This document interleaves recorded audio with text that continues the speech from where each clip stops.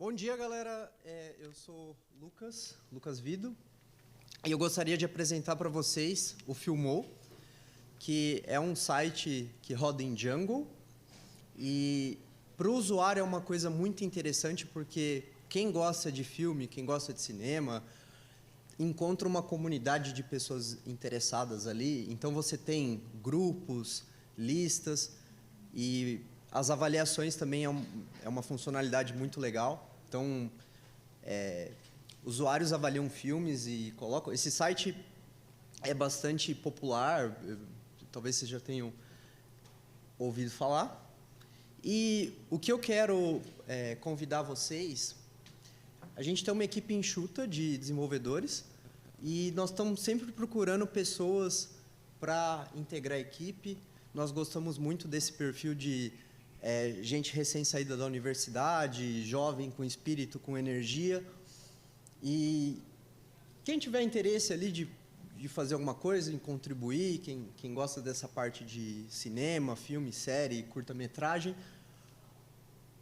troca uma ideia comigo, pega meu cartão e... vamos lá. É basicamente um jabazinho aqui que eu estou fazendo. Tudo bem? Obrigado.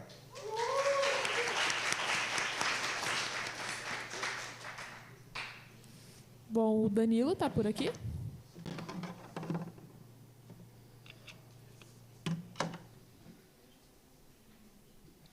Vamos ver se funciona, né? Beleza. Vamos lá. Melhores práticas em Python. Aliás, piores práticas em Python. Coisas que a gente não deve fazer. Um disclaimer, essa Lightning Talk foi descaradamente reciclada de outra Lightning Talk que eu fiz em 2019. Primeiro, usar nomes reservados, como ID igual a 10. E, assim, quem não é culpado disso aí, que atire a primeira pedra. Map, Object, dir, etc. Usar tipo de variável como prefixo. Basic, eu estou olhando para você. Então, a gente tem essa outra pequena prática aí que não é muito útil ou, enfim, legal. Usar triple quotes como comentário, e isso eu vejo demais em alguns repositórios privados aí que eu não vou nomear. Classes estilo Java, com getName, setName, esse tipo de coisa. Se você realmente quer fazer dessa forma, a gente tem setters em properties que a gente pode usar. Que eu particularmente também não gosto, mas se for fazer, faz assim, que é melhor.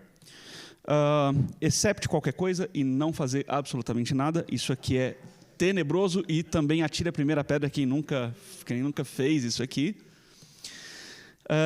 Alinhamento de list comprehensions. Então, isso aqui, list comprehensions são lindos e SAS, só que se você começa a fazer uma coisa dessa daqui, aí você vai estar pedindo para, enfim, ok? Import asterisco. Tem alguns casos que isso aí até pode ser um pouco útil, principalmente se você estiver direto num shell, alguma coisa assim, mas bom evitar. Não usar as baterias inclusas do Python. O Python vem com baterias inclusas. Então, vamos usar as ferramentas que a linguagem entrega para a gente. Preferencialmente, aí, estender bastante conhecimento que tiver sobre o que tiver de built-in. E, por último, né, um bônus aqui, usar dark mode e ou fontes ruins para fazer uma Lightning Talk. Como, por exemplo, assim, esse texto maravilhoso que está todo mundo lendo aí claramente, ou usar uma fonte cursiva e, para desespero dos designers, usar Comic Sans. E é isso. E, para finalizar, algumas baterias inclusas sobre isso que eu falei.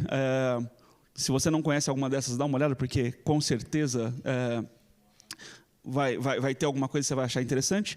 Tem a FuncTools, que é maravilhosa, e tem alguns exemplos, Rio Cache, Partial e Single Dispatch. Collections, que tem default dict, deck, que, enfim, é um tipo de lista muito mais inteligente para algumas operações. IterTools, que tem filter false, zip longest chain, que tem um monte de ferramentas também de iteração que são muito legais. Statistics, que tem mean, standard deviation, etc. e tal. É isso aí. Valeu.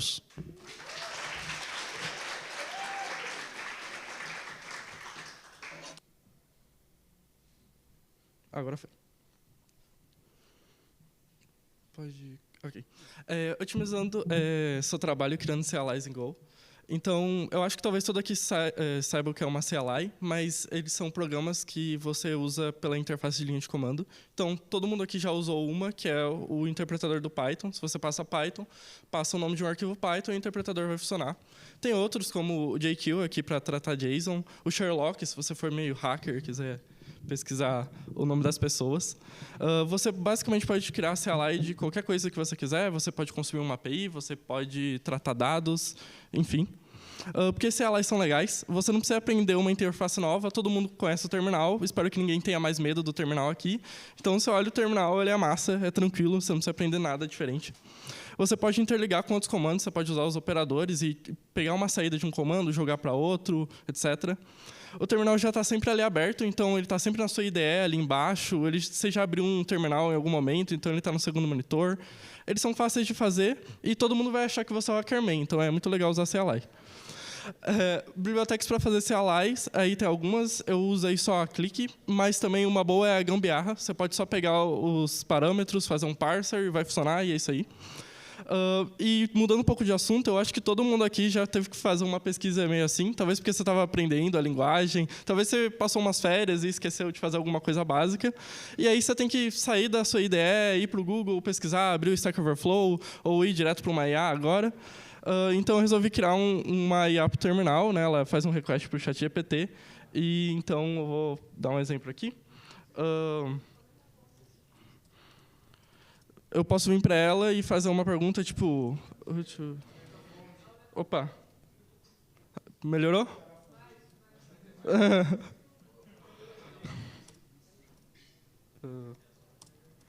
Por exemplo, eu sou do PHP para web, então eu não uso Django, então eu não sei como startar o comando para startar um Django server. Eu posso vir perguntar para ela, vai bater lá na API, e ela vai me devolver um textinho, e ao mesmo tempo ela percebeu que tinha um comando ali. Então ela perguntou, você quer executar? Bom, eu não tenho nenhum arquivo, nenhum projeto Django, então vai dar um erro, então é melhor dar não. Mas já daria para ele executar, e se eu tivesse um projeto Django, ele ia rodar aqui. Eu acho que é basicamente isso. Sou o Marlon, sou membro da Hard Developers e da Secomp, que inclusive é um evento que a gente faz aqui. E é isso. Tchau, tchau. Beleza, então, bom dia, pessoal. Meu nome é Augusto, eu faço ciência da computação aqui na UFSCar. E talvez esse tema seja um pouco engraçado assim, de ver de primeira, mas tem uma motivação sobre isso.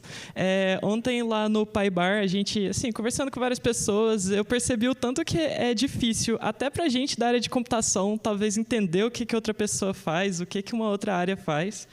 Então, assim, isso em partes é porque a área da computação é muito grande, tem muita coisa para falar, mas também tem coisas na computação que o pessoal não dá nomes muito legais, ou às vezes nem faz tanto sentido assim, tipo árvore binária, tipo árvore, de onde que eles tiraram que isso é uma árvore. Mas, enfim, a área que eu venho pesquisando na faculdade é a área de cloud, e eu pensei assim, tipo, tá, se realmente é difícil para a gente da computação entender, como seria para explicar isso para uma pessoa que é de fora, que não tem nada a ver com a computação? E só um disclaimer, eu não estou falando nada sobre a capacidade da minha avó, ela é uma pessoa muito inteligente, mas é que realmente ela é uma pessoa que veio de outra geração, ela tem mais de 70 anos, então, assim, é esperado que ela não saiba muitas coisas sobre computação.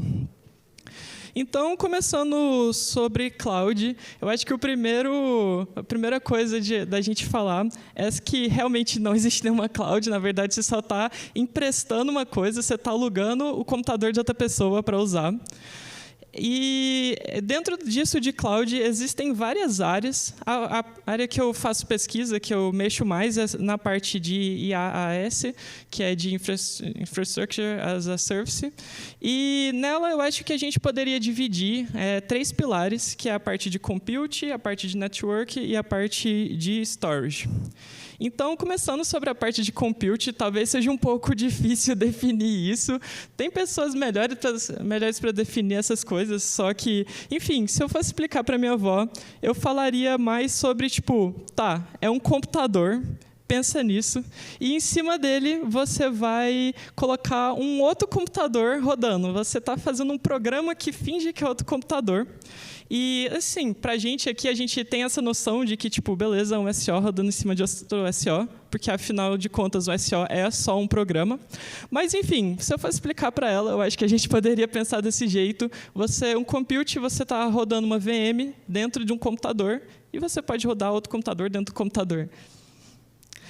Falando um pouco mais agora do segundo pilar, da parte de redes, eu acho que isso talvez já seja um senso comum de essa parte de internet, de roteador. Então, beleza, volta um pouco naquela questão de virtualização, tem várias camadas que você pode ir lá para baixo, mas, enfim, eu explicaria para ela que é a mesma ideia. Você tem uma rede dentro do computador, tudo é fake, nada existe. Eu não acredito na computação particularmente, eu acho que é tudo mentira isso daí. Mas, enfim.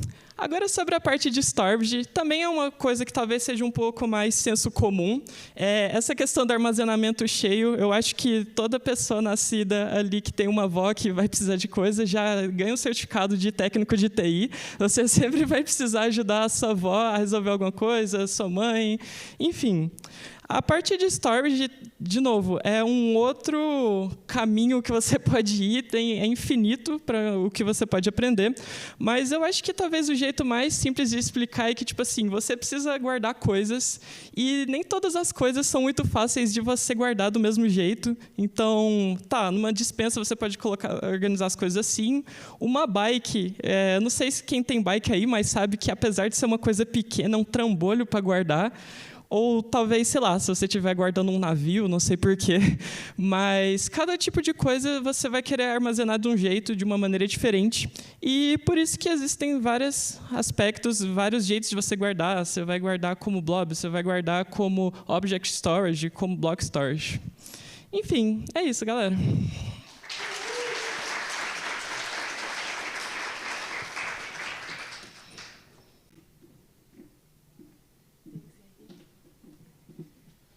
Oi, gente.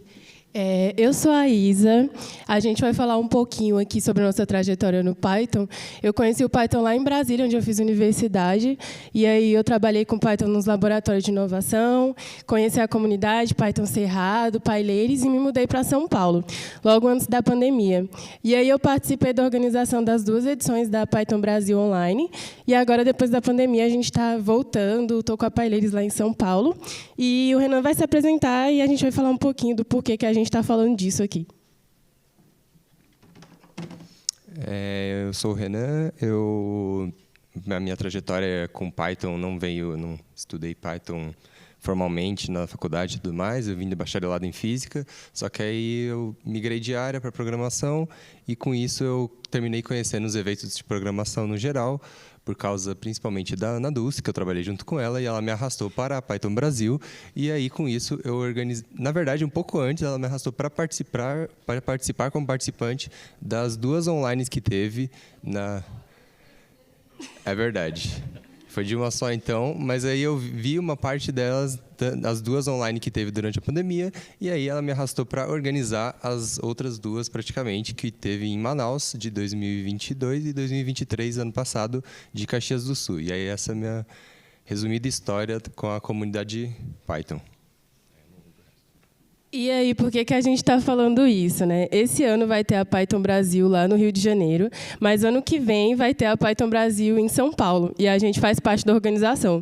Então, a gente já está fazendo um convite para vocês aqui com antecedência, que é para ninguém inventar desculpa, que a gente não avisou com tempo, para vocês já arrumarem passagem, hospedagem aí. Vai ser em outubro, mais ou menos. E isso quer complementar?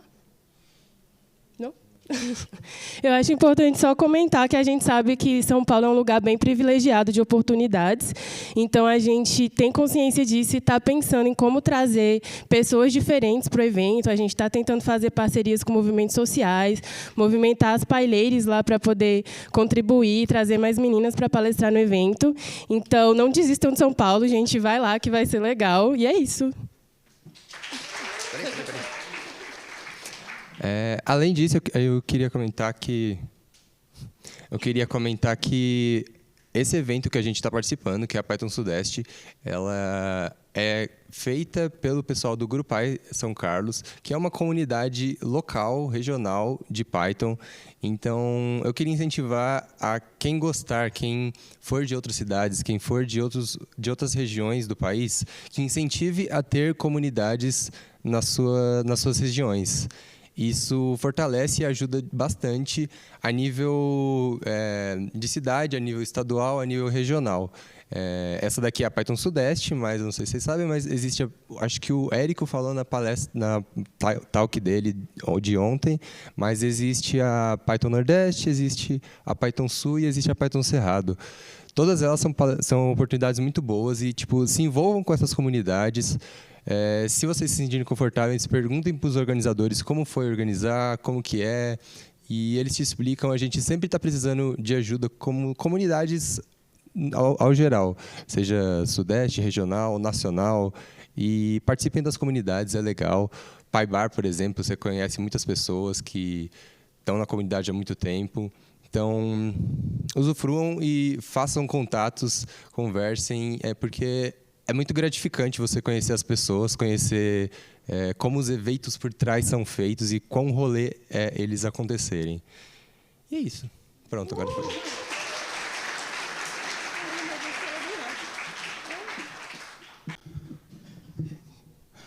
Bom, gente, ontem eu vim aqui e falei de projeto open source, super legal. E hoje eu vim aqui falar de vaga de emprego. Então, eu trabalho nesse banco, é um banco PJ chamado Robin. A gente é um banco relativamente novo. Levantamos fundo aí em setembro e estamos rodando aí com 18 pessoas.